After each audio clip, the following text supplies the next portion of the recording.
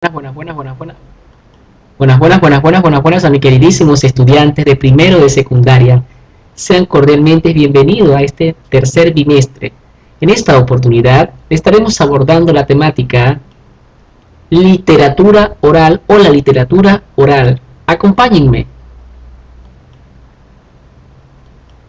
La literatura nace como tradición oral, es decir, que las historias eran contadas de boca a boca, iban pasando de una generación a otra, hasta que alguien, cuando existieron las condiciones, logró ponerlas por escrito y darles por fin una forma fija.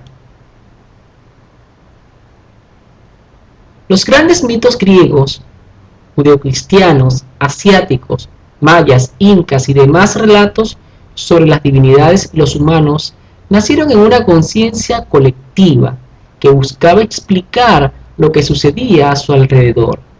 Cada pueblo le daba a su historia su identidad.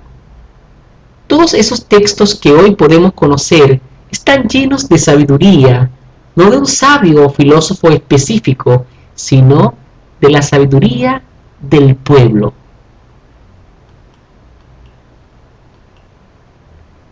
La literatura oral, como su nombre lo indica, fue oral porque en ese momento de la historia solamente existía el código oral, no existía el código escrito.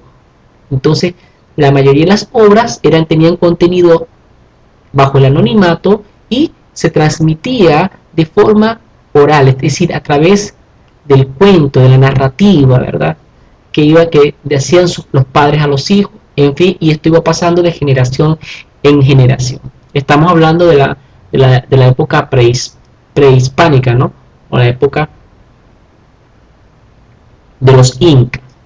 Entonces consideramos la literatura oral como aquel conjunto de obras literarias que fueron pasando a través de la oralidad de padres a hijos y esta se fue transfiriendo de generación en generación a través del código oral.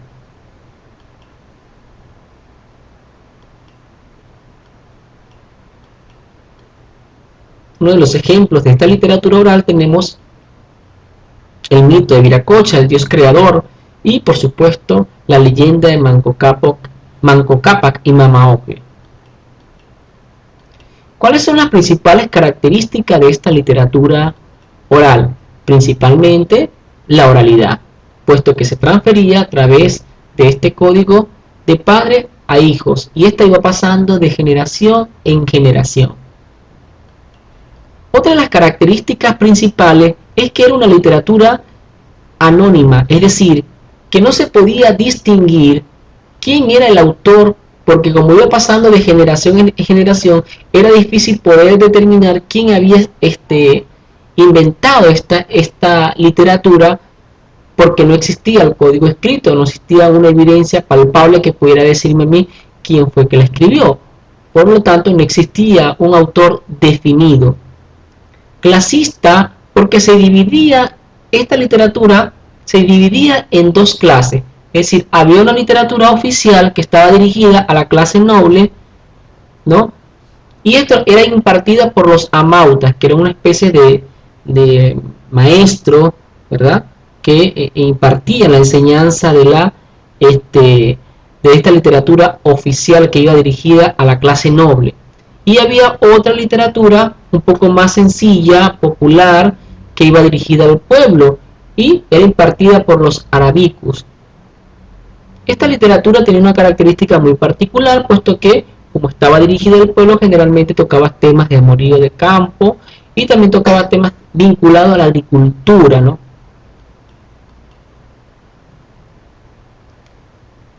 Otra característica importante era que era agrarista, es decir, que tocaba temas agrícolas y ganaderos, porque recordemos que la literatura oral o la literatura prehispánica se caracterizó por que tenía como fuente principal económica la agricultura, la ganadería, y por lo tanto tocaba temas de ese tipo, ¿no? Colectiva, puesto que era una poesía incaica que tuvo como principal medio de comunicación o mecanismo de comunicación la oratoria. También porque sus obras debían ser escuchadas por la multitud y no en la intimidad. Por lo tanto, se consideraba una literatura colectiva.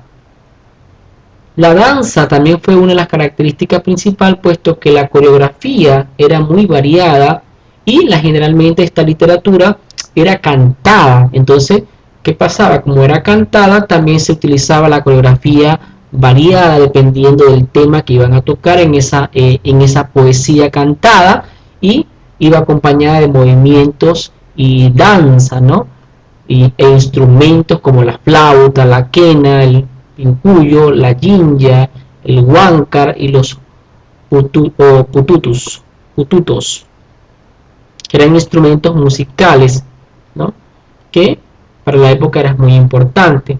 Recordemos que esta literatura prehispánica que pertenece a la época inca, donde imperaba el imperio inca, era una literatura bastante variada, donde utilizaban varios instrumentos musicales, y por supuesto la danza también se ponía de manifiesto a través de la Daví, de la Ayi, de la Iñú, entre otros. Panteísta, porque recordemos que esta literatura se caracterizó por ser por la creencia de los dioses, o de atribuirle a la naturaleza elementos divinos, ¿no? Esa es una característica principal, por lo tanto era panteísta, ¿no? Ya que consideraban los elementos naturales como el sol, la luna, la tierra, la lluvia y el fuego como dioses o seres a los cuales debía rendírsele adoración como tributo bien sea en el caso del dios de la tierra por la cosecha, en el caso del sol al dios Inti Raymi, en fin, ¿sí? Todos tenían un propósito, ¿no? Era una literatura bastante religiosa, por lo que ya les acabo de mencionar, porque la participación de los dioses jugaba un papel fundamental en el destino de las personas, ¿verdad? Y también como elemento de agradecimiento, ¿no? De allí que se ideaban los mitos y las leyendas, como el mito de Viracocha, la leyenda de la creación del Cusco, de Manco Cápac y Mamaocllo, entre otros. Animista, porque atribuían carácter humano a los elementos de la naturaleza. Ahí tenemos al dios del sol, del fuego, ¿no? ¿Cuáles fueron los géneros literarios que se dieron durante esta literatura oral? Por supuesto, se dio el género narrativo, y por supuesto, partía de los grandes acontecimientos históricos y modificados por las fantasías del hombre. El lírico, el cual expresaba un sentimiento impulsado por la fertilidad del campo, ¿no? Cuando había fertilidad o abundancia en el campo, en la agricultura, ellos agradecían al dios de la tierra, ¿no? Hacían adoraciones, cantos y alabanzas para rendirle tributo, ¿no? La bondad de los dioses y el desarraigo de la tierra natal, ¿no? El dramático estuvo relacionado con los hechos militares, triunfos o derrotas. Ahí tenemos un ejemplo de cada género. En el narrativo destaca, por supuesto, la leyenda de Manco Cápac y Mamaocllo, que narra la fundación de la gran ciudad del Cusco, de la ciudad histórica del Cusco. Tenemos en el género lírico, por supuesto, el Ayi, que encendía un canto de adoración, un canto colectivo.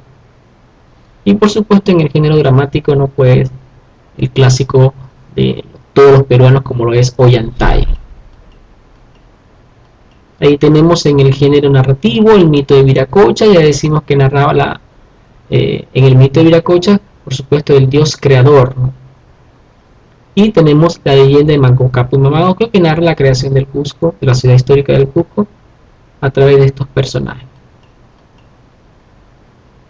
En el lírico destaca el Ayi. Recordemos que el Ayi es un canto colectivo que evidenciaba las alegrías de las guerras y el trabajo.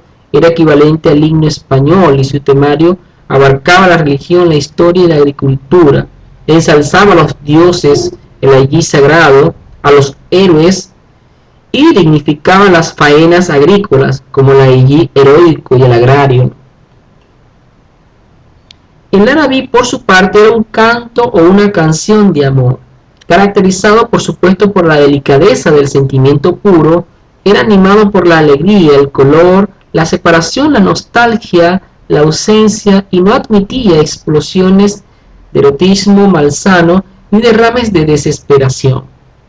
Básicamente el Arabi era un canto de amor, ¿no? También tenemos en el género lírico, por supuesto, las especies que se derivan del género lírico, ¿no? Que son tres, digamos, versos cantados. Entre los versos cantados, por supuesto, tenemos el aiji, el anabí, que ya lo mencionemos, el taki y el wawaki. Dentro de las danzas cantadas, por supuesto, tenemos el ainu, el keswa, el samak y el karuyu. Y de los solo recitables tenemos el aranguay y el huanca.